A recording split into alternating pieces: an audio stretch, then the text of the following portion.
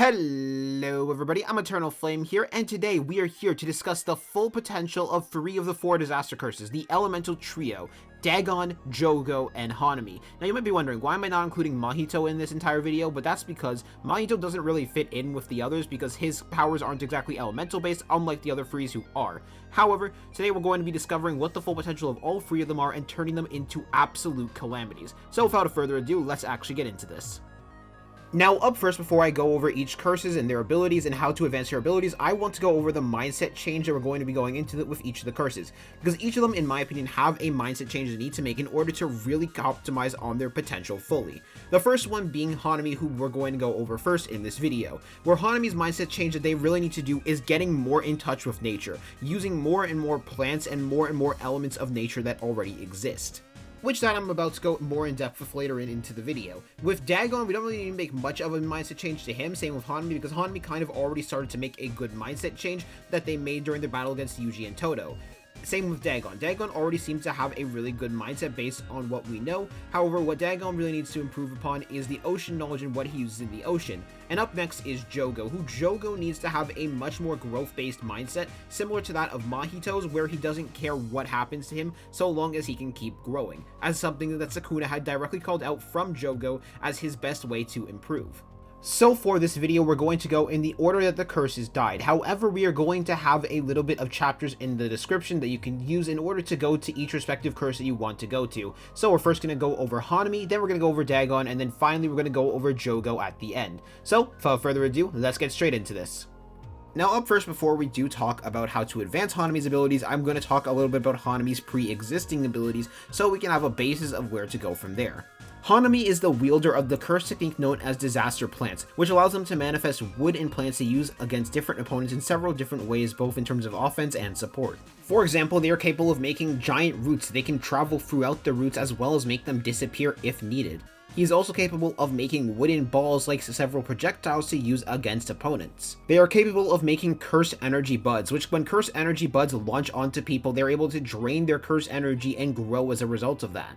And then finally, the flower field ability, where Hanami creates a circle that traps opponents within a field of flowers that takes away their desire to fight. This is very useful for catching people off guard, as well as being able to combo with other attacks if the opponent is not fast enough to react to this. Finally, there's Hanami's domain expansion, which we don't really know what the domain expansion does unless you use the video game, where the video game implies that the domain expansion drains the energy of opponents as well as drains it into the sunflower on Hanami's arm that allows him to fire a giant laser cannon.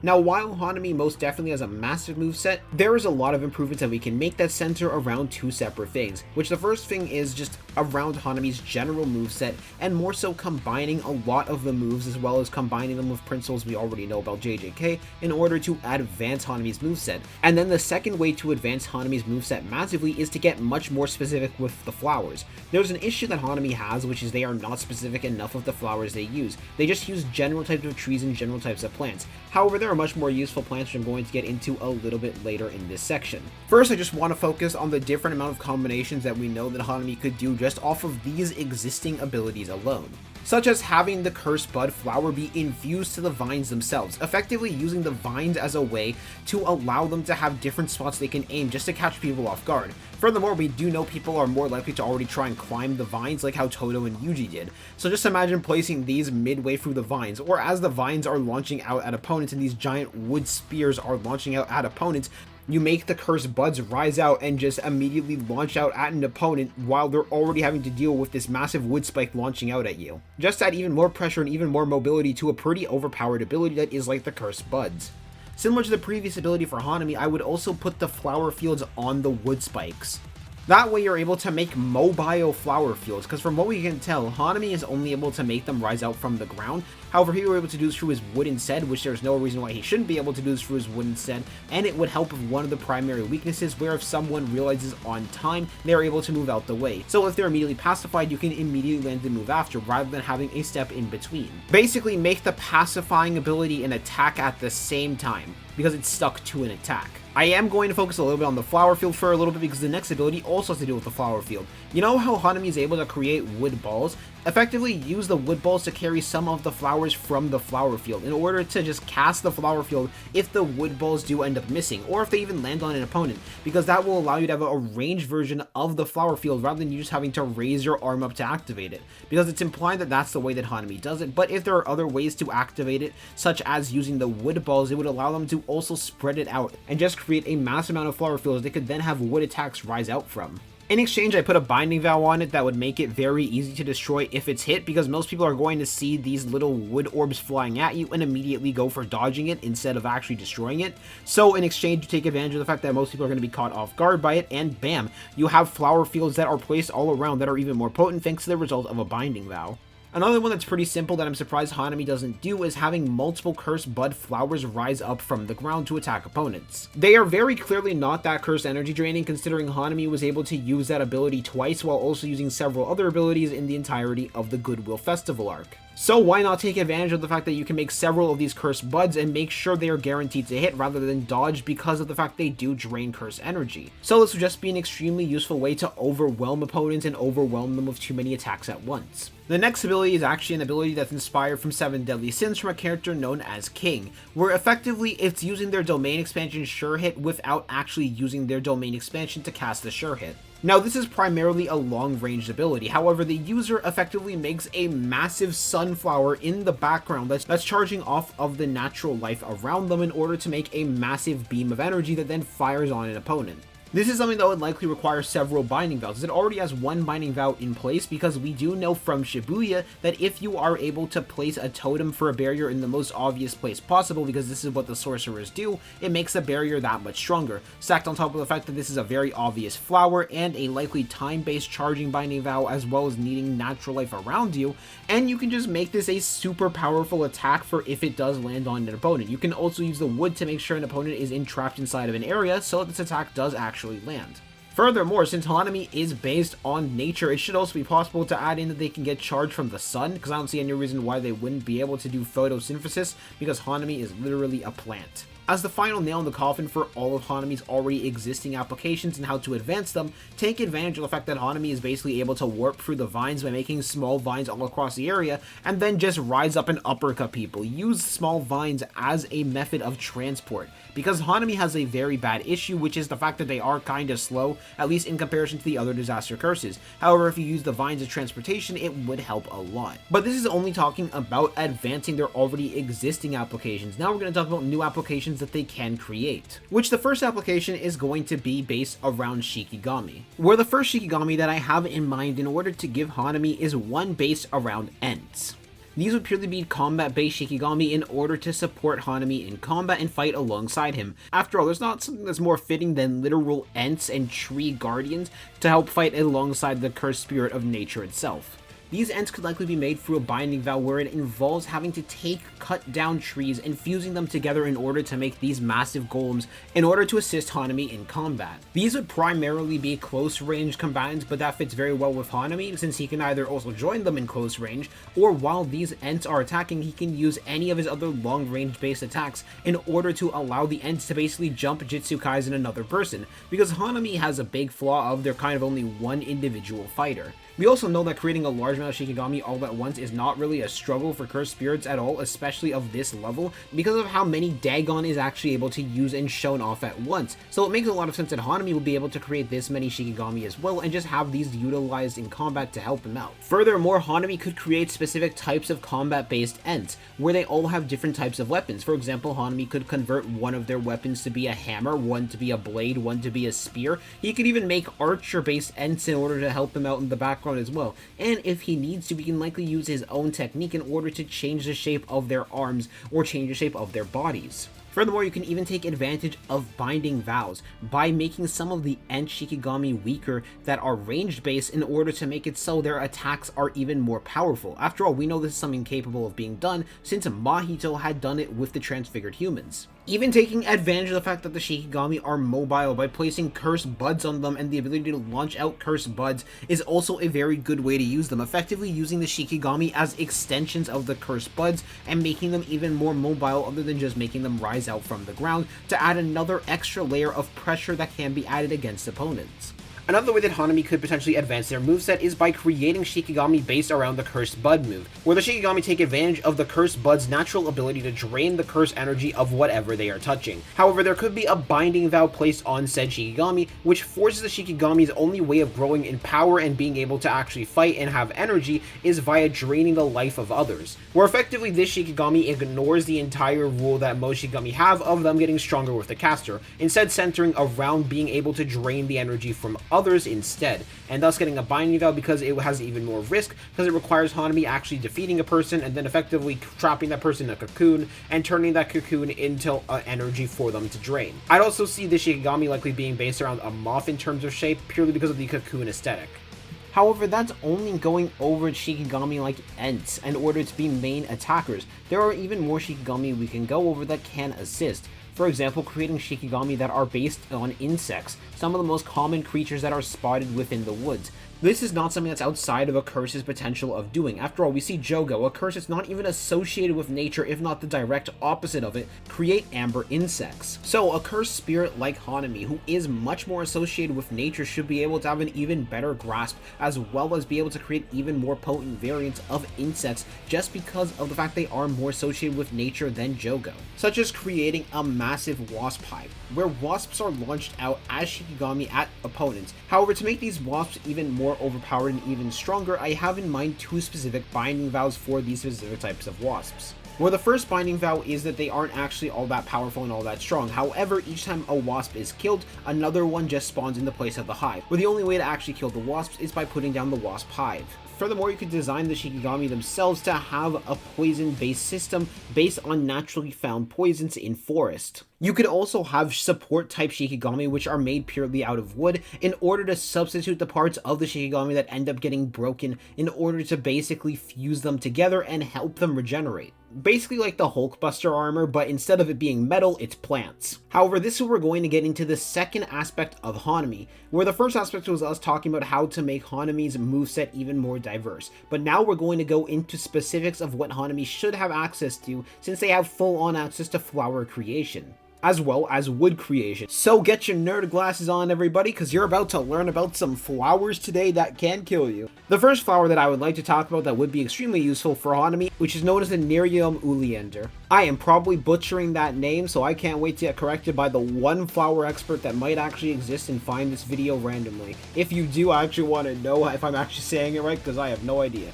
Anyways, this is a plant that is extremely dangerous, down to the point from its root to its sap, that even touching it or breathing it in is extremely dangerous for people. Furthermore, we also know that not every sorcerer can actually heal off poisons. It requires a pretty high-end level of RCT to even be able to heal off poisons, so this is going to work extremely well against most sorcerers. Now just imagine summoning an entire massive field of these flowers, or even existing in these fields of flowers and getting touched by them or breathing it in is going to be deadly for you just because of how many of them there are. Stack that on top of the fact that the opponent is going to need to use RCT repeatedly in order to recover off of the poison. So at worst case scenario, you just have to drain them off of energy using these extremely poisonous flowers.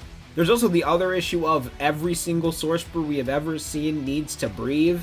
So this can be deadly to anybody around, and even if you do destroy them, A, Hanami can just create more of these flowers. It shouldn't be that hard for them considering they can create an entire flower field. B, if you end up destroying them, guess what? You can make even more of them spread and make it even more difficult for you to actually survive because it even spreads even faster since they're being destroyed. There are also other deadly plants too, like the deadly nightshade, by far and away one of the most deadly flowers to ever exist, and has the ability to cause hallucinations before causing death. You know Hanami's flower field, right? Imagine these, but instead of it being that you're now in a hallucination where you're pacified and you're going to die. Because here's the thing about Hanami's flower field, right? We see Hanami summon so many flowers that if they were to want to, they could just add these to the cascade of flowers in the flower field. There are just so many deadly flowers that Hanami could use in order to access even more abilities. Furthermore, they would be amped by cursed energy. They wouldn't just be the normal, already existing deadly flowers to people. And I'm just saying this, an amped up poison as well as an amped up pacifying field that you're in is a very nasty combo for anybody. That's basically like a sure hit without a domain. You know, something that only Kashima was capable of, so yeah, just think about having to fight in that. Oh, and also while Hanami is still attacking you with several wood golems, and themselves, and their massive amount of range attacks, and charging up a sunflower in the background getting ready to solar beam you. But I'm not even done there yet. Hanami could also make it an attack where all the flowers are simultaneously destroyed upon being made, just to release the poisons across the air for everyone to breathe. Hanami won't be affected by it, it's their own poisons, they should be fine. They're the literal embodiment of nature, they're creating it. However, the opponents, on the other hand, well, they're going to have to deal with that while they're getting bombarded with more and more of Hanami's attacks. They could even potentially make a Shikigami that's entire purpose is spreading these flowers across the field, while Hanami and his own Shikigami are just jumping an opponent and they have to deal with this massive setup of a trap, while there's also just a giant sunbeam in the background charging. However, I'm not even done there. Because that was just me talking about the flowers, which, by the way, I'm not going to talk about the mushrooms because y'all should know what shrooms can do. I'm not going to talk about what shrooms can do. Now we're going to talk about wood. This is going to be by far and away my biggest pause moment of an entire video because I'm just going to spend a little bit talking about wood. Which this method, in order to improve Hanami's wood-based attacks, is actually to use just more durable and more powerful wood.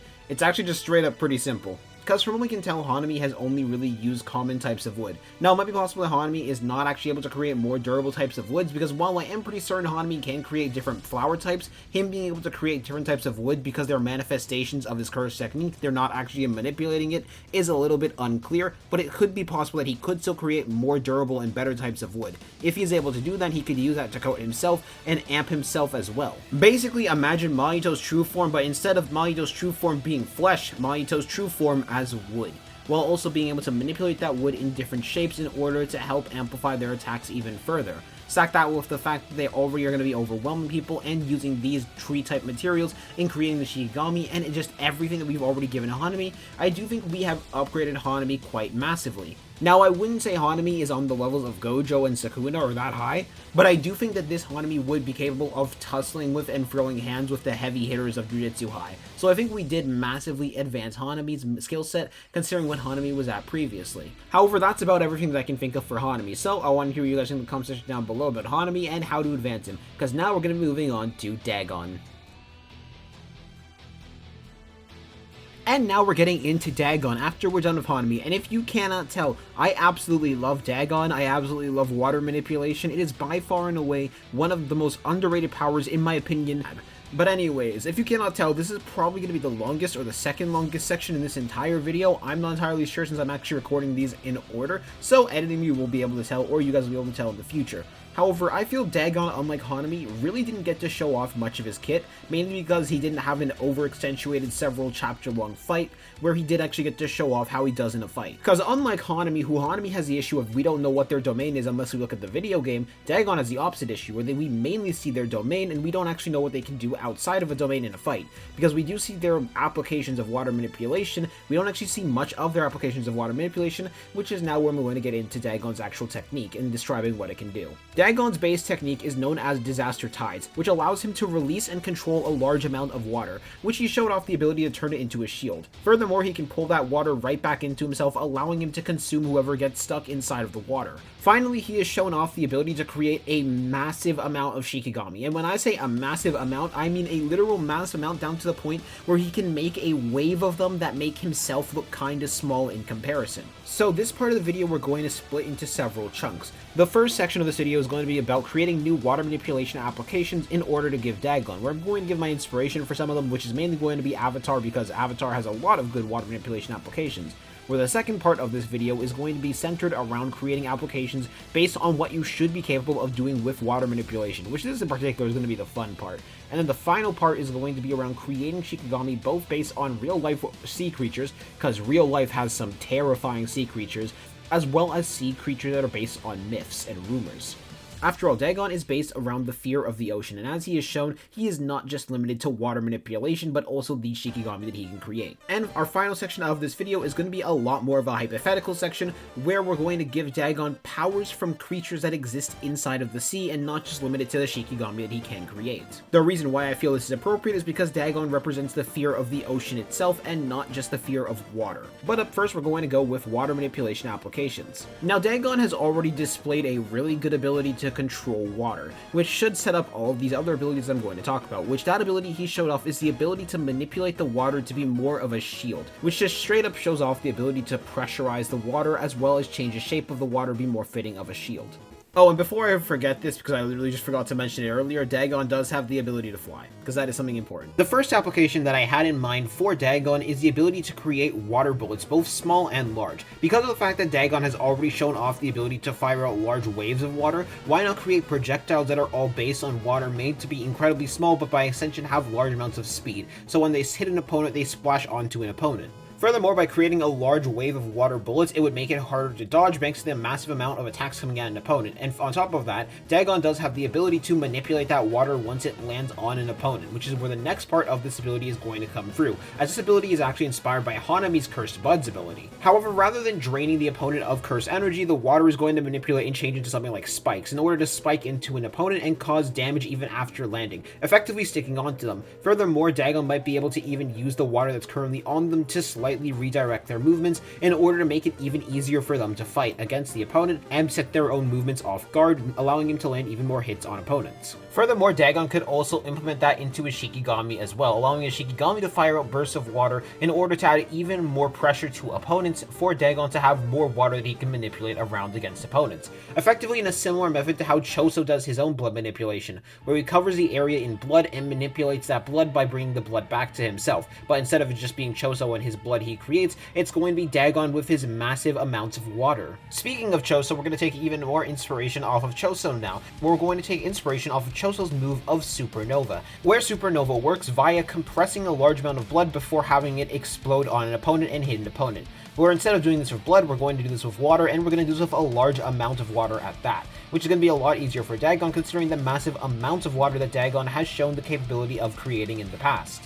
The next move we're going to give access to Dagon is a move that comes inspired from Avatar: The Last Airbender, which is the Water Cloak move, which is what Katara used against Azula, where effectively we're going to have Dagon surround himself completely in water, allowing him to have much more reach with water, giving him water-like tentacles to attack people from a distance, and making it just overall much harder to reach Dagon. Now, this move does have a weakness to lightning-based attacks, mainly because of the fact you're just surrounding your body in water. However, there are only really two characters that actually have lightning attacks, which will be very effective against this. Otherwise, this is actually very useful. Stack that on top of the fact that Dagon is already known to have incredible amounts of HP, and you give them this massive shield they can have over them, which makes it even harder to reach them, and it's just even better.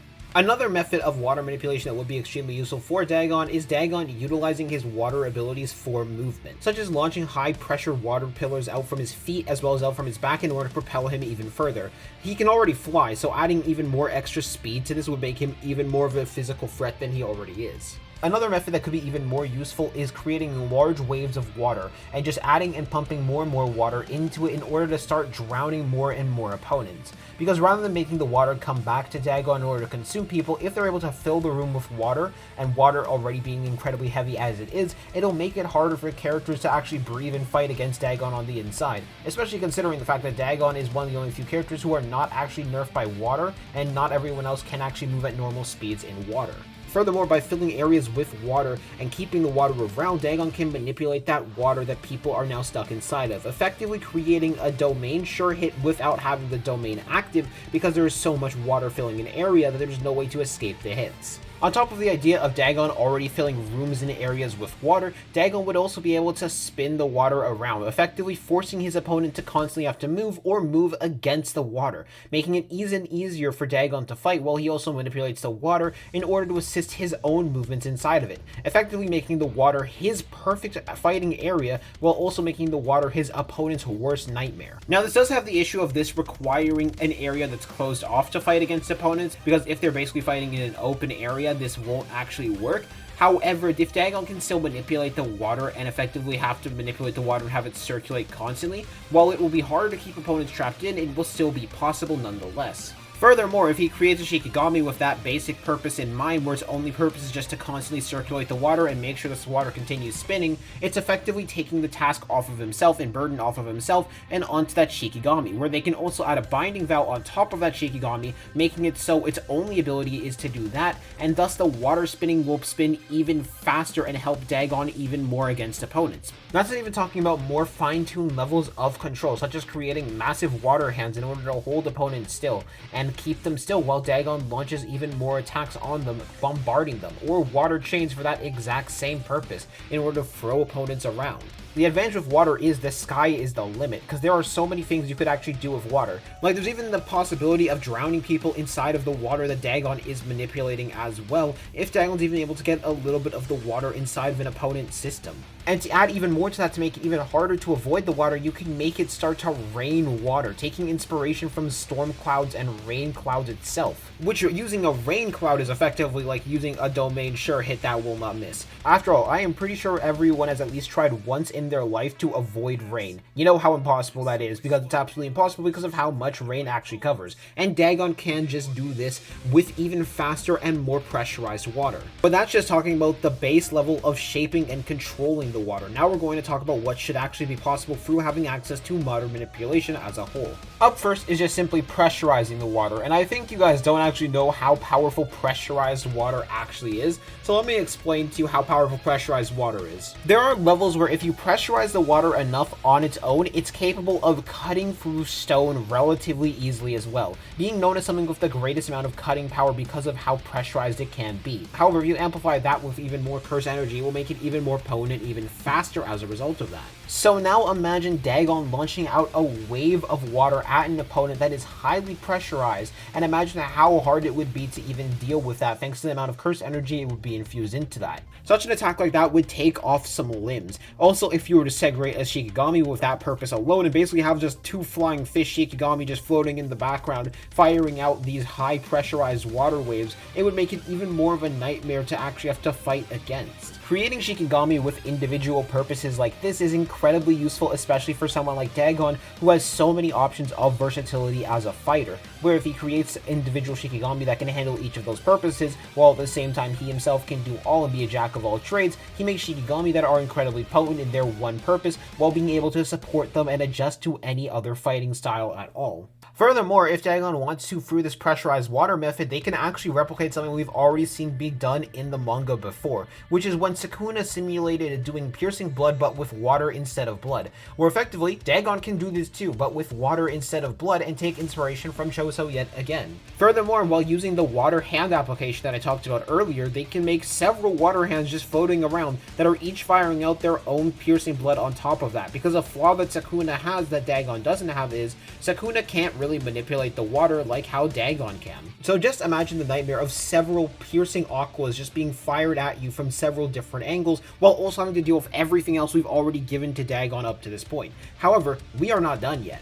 As up next, when you do research on how water works and the stages of water, you're able to find out quite a lot about what Dagon could potentially be capable of doing, such as evaporating his own water. If he is capable of controlling the temperature of his own water, which we don't fully know if he's capable of it or not, but he could be capable of it, so for the sake of this video, we're going to give Dagon the nod and assume that he is capable of controlling the temperature of his own water. He could be capable of a lot of things. One such thing he could be capable of is evaporating his water and making it so people breathe in the water he manipulates, and then after people breathe in that water, he can make that water re-manifest and effectively manipulate the water from inside their body. You know how I was talking about how Dagon could have a sure hit without a domain? This is a sure hit without a domain. After all, literally every single sorcerer needs to breathe other than Gojo, and even then, Gojo can only not breathe for a limited amount of time. He's going to need to breathe eventually, so this is going to work on basically everybody. Now, of course, there is a chance that Gojo might be able to tell, but that's still a pretty useful move considering it works on 99% of the verse, because a lot of the verse doesn't really have a way to counter this. Furthermore, they don't even have to breathe it in. Like, they can just make the evaporated water go in through one part of their body like their nose and just do it from there as well. Like, it's actually terrifying how useful evaporated water could actually be. Furthermore, Dagon could just make that water appear and manifest around a person, so he doesn't have to make it travel, and instead he can make it fill an entire area and then just have it reappear and disappear without giving people an opportunity to dodge it. Because, like, even if you are aware of the fact that you are surrounded by evaporated water, purely because the evaporated water would have curse energy signatures from Dagon, even if you're aware of that, there's not really much you can do because you're stuck inside of that area to begin with. And Dagon can just create more. There's nothing stopping him from just making more and more of the evaporated water and then having that manifest on a person. It's like, oh, you're aware of it. Good luck dealing with this sure hit attack that's going to hit you no matter what you do, because it's going to spawn on your body. And that's just the tip of the iceberg. Speaking of icebergs, what if it's possible for Dagon to manipulate the temperature of his water, thus being able to create ice? You know, basically becoming Urame 2.0, but instead of Urame needing to launch the ice out at opponents and actually manifest the ice as waves, they're able to use the evaporation method I talked about to have the water then manifest inside of people and then have that water immediately freeze inside of someone. Because, like, dealing with the water being formed inside of you is somewhat possible to deal with. Dealing with a giant hunk of ice block formed inside of you is not as easy to deal with, if not near impossible to deal with it near immediately.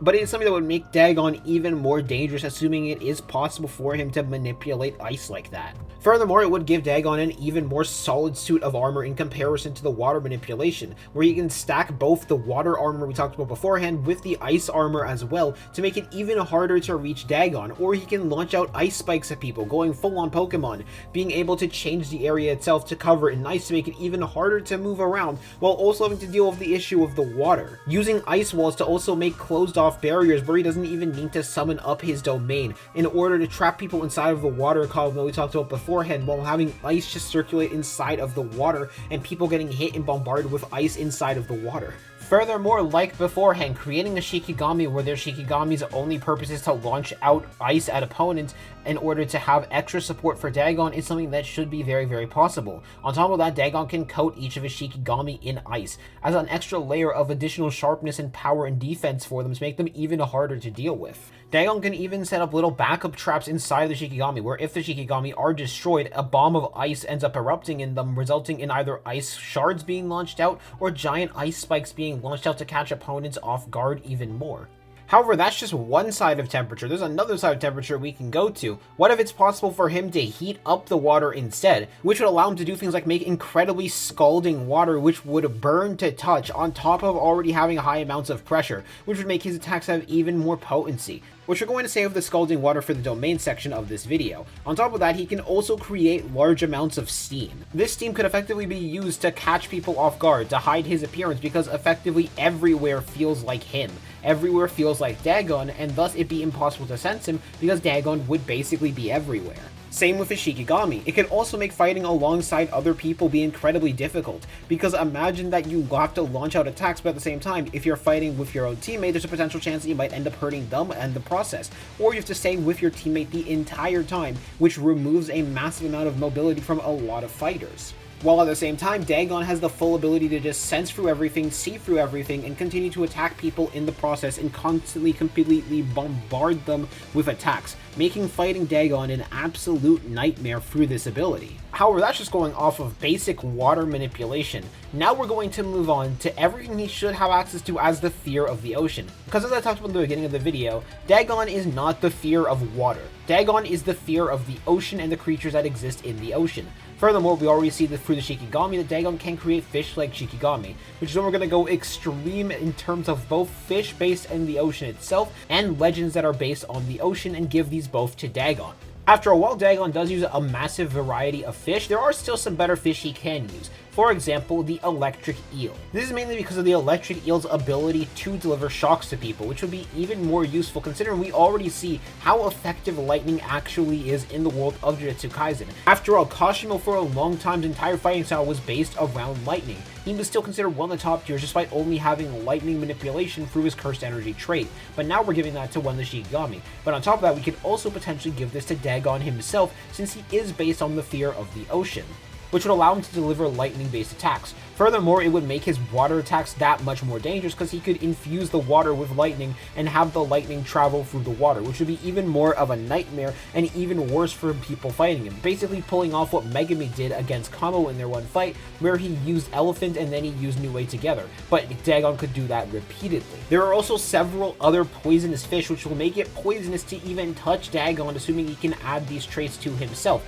such as the stingray or a pufferfish, fish, which will make touching him that much worse. Either that or infusing it into Shikigami as well, in order to add even more levels of danger to it, where if the Shikigami are able to land a hit on opponents, it would make it even more likely the opponent ends up getting poisoned, which would make the domain an absolute nightmare, because it's effectively guaranteed poison to hit you. If we do even more research on potential fish that Dagon can use as Shikigami, we come up with the Blue Dragon Sea Slug, otherwise known as the Blue Gallicus, which this thing is a monster. If you've ever seen it in a YouTube short, you know what it is. If you haven't, then I'm about to explain to you one of the greatest slugs that have ever existed and one of the most evil things that have existed.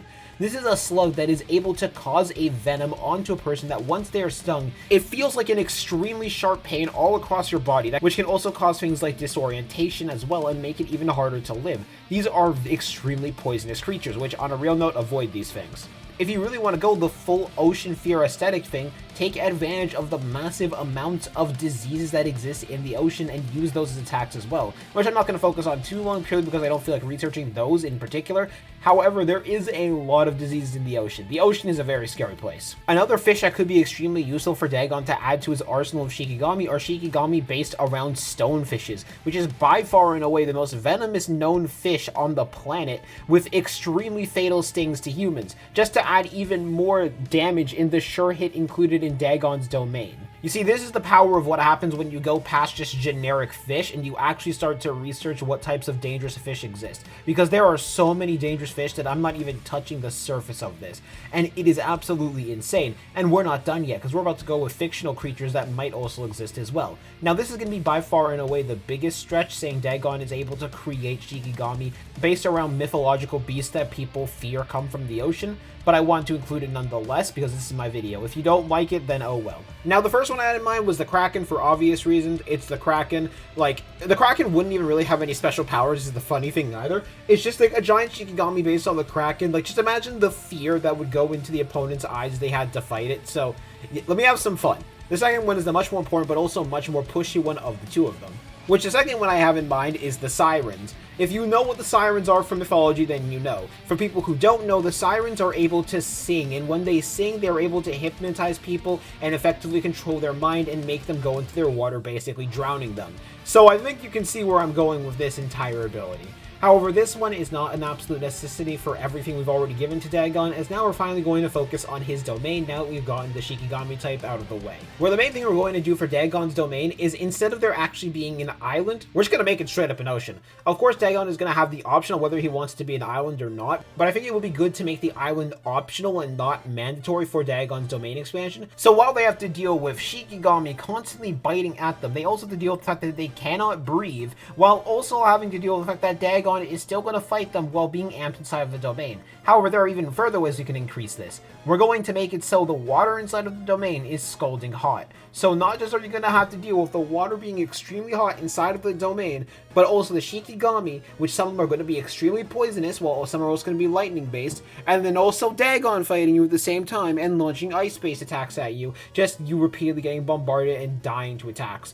Now, this is not going to make Dagon the strongest in the verse by a long shot. However, with everything we've given to Dagon, I think he could easily enter into the category and discussion for being the top 5 of JJK. So yeah, that's everything we're going to give to Dagon, and now we're going to move on to the next cursed spirit, Jogo. And now we're in the finale that you've all been waiting for of the Disaster Curses.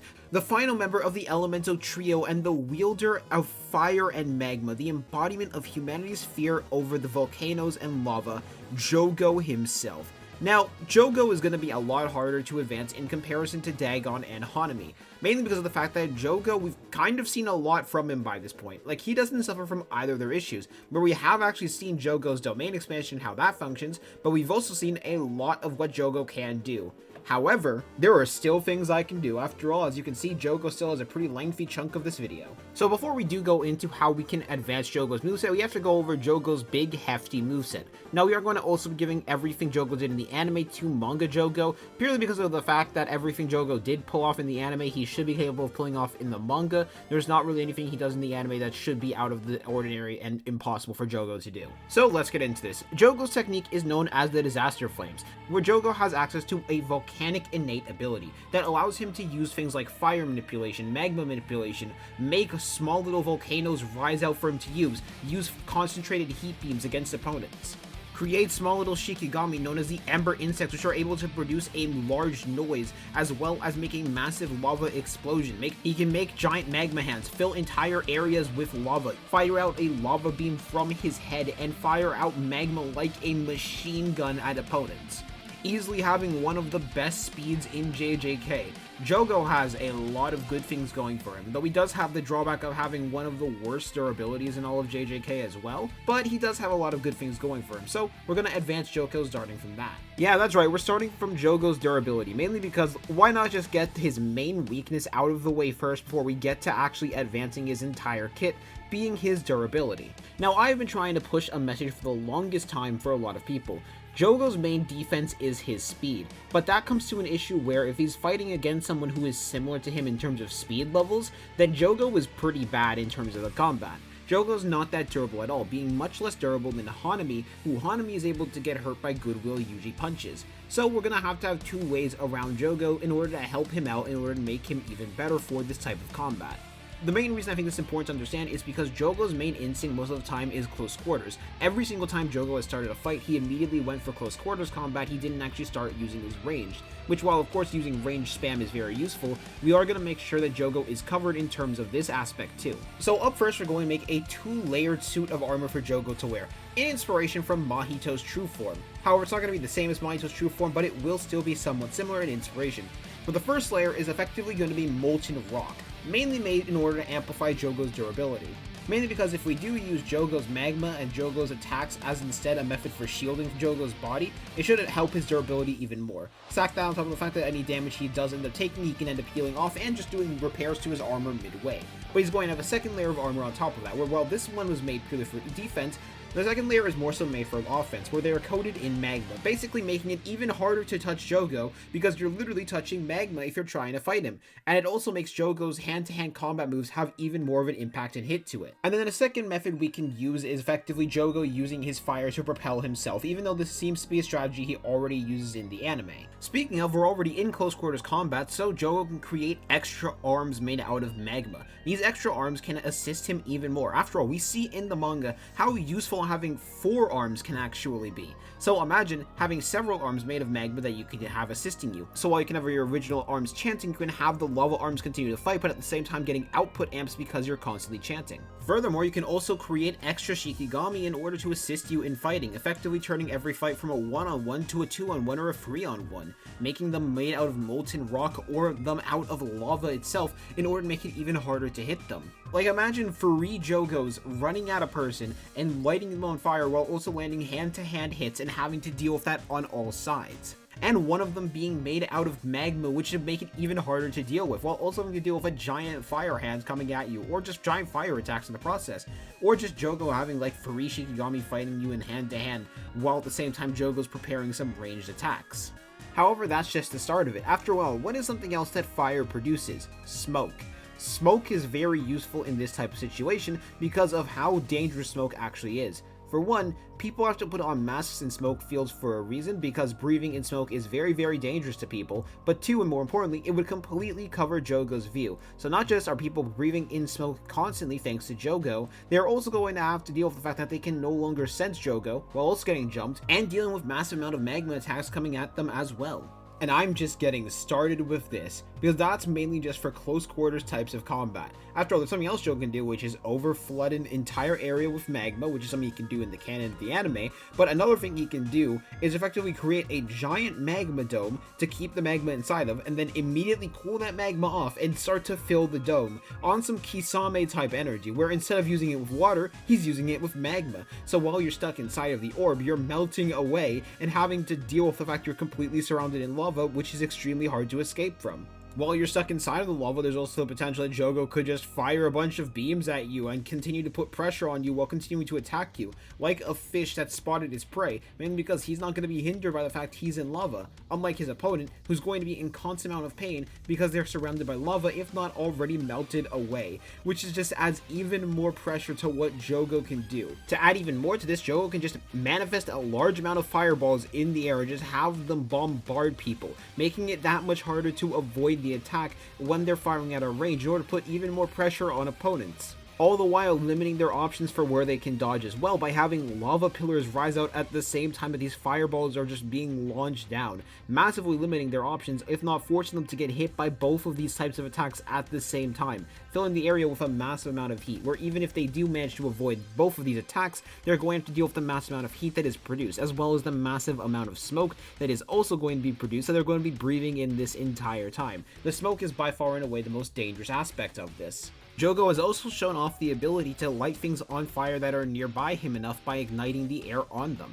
So why not just expand the range of that massively by heating up the air of an entire area around you? Now this would probably take a lot more curse energy in comparison to the casual thing he did to that one guy in a restaurant, but if he's able to do that, that would be even better. Especially considering the fact Jogo has a massive amount of curse energy, because we saw how much he is capable of using in his battle against Sukuna in both the anime and the manga. So Jogo has a massive well of curse energy, so effectively doing this as a sure hit without a sure hit would be insanely impressive, while the opponents are also going to have to deal with the fact they're now breathing in even more of the smoke, which is going to be harder to heal off.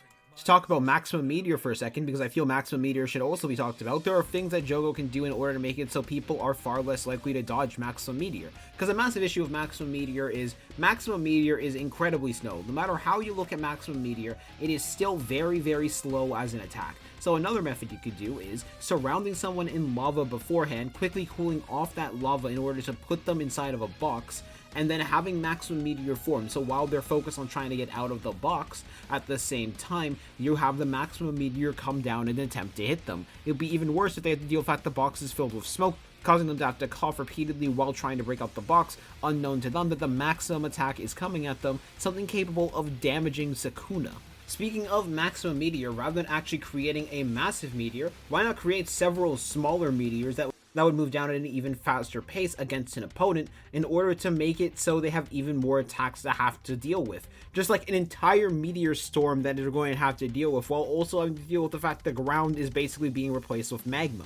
If you guys can't tell what I'm trying to do right now, the main thing we're trying to do is massively overwhelm opponents with too many attacks down to the point where they won't be able to counter because there are just too many things coming at them and they're guaranteed to get hit by these overpowered attacks. After all, that is Jogo's main fighting style. Jogo's main fighting style is to overwhelm someone with so many attacks while taking advantage of his speed down to the point where they don't have a chance at all to counterattack.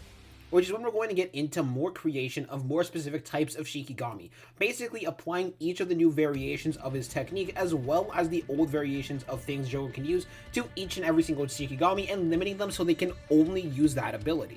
In theory, Jogo could create a fireball-based Shikigami, which is able to fire out long-range fireballs, while Jogo and his other Shikigami that are more made for close-range combat are going up against someone.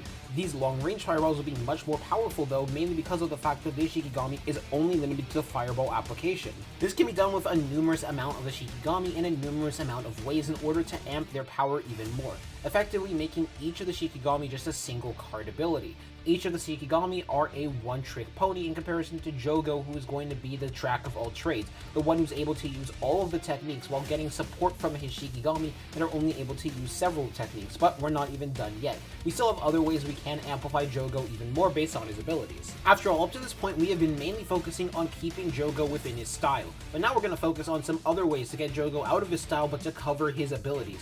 Which this is when we're going to focus more on defenses, because while the armor is going to be very, very helpful for Jogo, there are better ways to shield himself where he's not even at risk of getting hit through the armor itself. After all, there are some attacks that are guaranteed to hit you even going past the armor, which that is a problem. So the first thing I have in mind in order to help Jogo out is to basically create a defense-based application of his technique, where this technique effectively makes a large amount of lava rise out before that lava immediately hardens, turning to very hard rock, which as a result is not actually able to hurt anybody. However, it's able to block attacks much better, basically creating a massive stone wall for Jogo in case he actually ends up with an attack that would normally destroy his armor, basically as backup.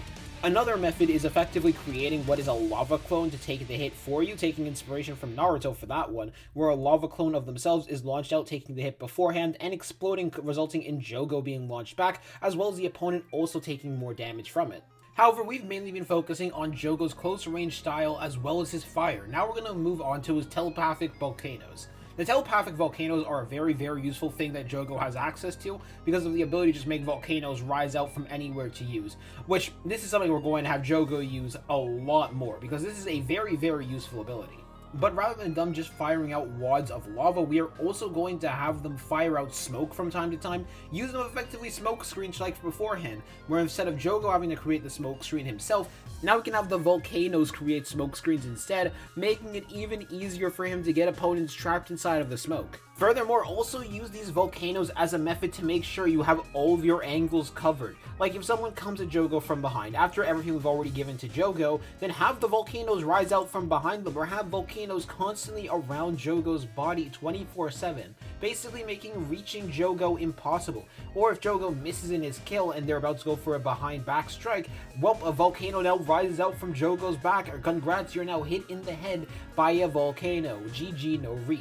Speaking of, why not cover the battlefield in these volcanoes? Get one all across the wall. Make sure there are constantly at least a few around. Don't just unsummon them the moment they land a hit on someone, because no matter how you slice it, these volcanoes are always going to be useful. At worst case scenario, they're going to be something that the opponent has to constantly look out for and be on their toes about, while also having to deal with the massive amount of things that Jogo can throw at them at this point. Up next, we're going to take some inspiration from Choso and how he uses blood manipulation, because the way that Choso uses blood manipulation is effectively by filling an area with blood, and then after he fills the area with blood, he repeatedly utilizes that blood instead of just creating more and more blood. While yes, Jogo has a lot of curse energy and can fill a lot of an area with lava, why not just manipulate that lava to constantly have it rushing at a person, rather than having to create more and more lava and just leaving that one on the ground to melt away at everything.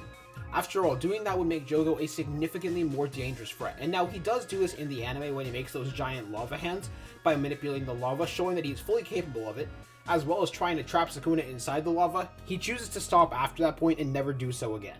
Which, granted, I'm saying that like he lived after that fight, but he never did it against another opponent like Gojo. Granted, we did only see Jogo fight 2 times, technically 3 times, but those people were basically near dead, where he fought against Gojo and he fought against Sukuna, and he couldn't really do much against them other than show what he had. But yeah, there's still more he could have done, so for all we know he can do this, we don't know. Finally, the last application I have in mind for Jogo is instead making lava rise through the ground and then rise up right underneath opponents, basically like a lava geyser rather than just firing the lava out directly at an opponent. Now, the reason why Jogo does have one of the shorter sections in this video is not actually because he has low amounts of potential. No, the issue I have with Jogo is we see a lot of what he can do in the anime. The anime really shows off a lot of what Jogo's capabilities are and why Jogo is one of the strongest curses we have seen, which made coming up with new applications for Jogo somewhat difficult. Now, I still ended up doing it, as you guys can see, but it was still a very difficult task. However, we're not done yet, because there's one more aspect of Jogo we have left to cover, which that final aspect is Jogo's domain expansion. Now, you might be wondering, how are we going to improve Jogo's domain expansion? Well, there's one issue I have with it is we don't know what his sure hit is, and I'm not going to alter that because we really don't know what his sure hit is, other than like maybe making it maximum meteor, but we don't really know. However, what I am going to do for Jogo's domain expansion is make one tiny small edit. Make the entire floor lava. I don't know why Jogo gave people room to stand on inside of the domain. Just make the entire floor lava, make it so there's not a single place that no one can stand on, because then people are both dealing with the sure hit while also having to swim in lava. Now, I was about to end the video, but I actually came up with one final attack idea before I end up ending the video with Jogo, which that long-range attack idea is basically a fireball. However, this fireball is only working at a long range. But the longer the fireball goes, the more and more the wind going past it naturally fans the flame, which as a result, that fireball gets much more potent and much more powerful in the process. Basically, think of it as taking inspiration from Sukuna's massive fire arrow, because that thing is massive, as we saw how much damage it was actually capable of doing to Shibuya in both the manga and especially the anime. But that's about everything that I could come up with for these free disaster curses and their full potential. Now I want to see what you guys come up with in the comment section down below, your potential ideas for how to advance their abilities even more, because I feel like I was missing some things for some of them, but I can't really think of them at the top of my head right now. I'm gonna see you all later. Hope you all have a good day and a good night. Goodbye.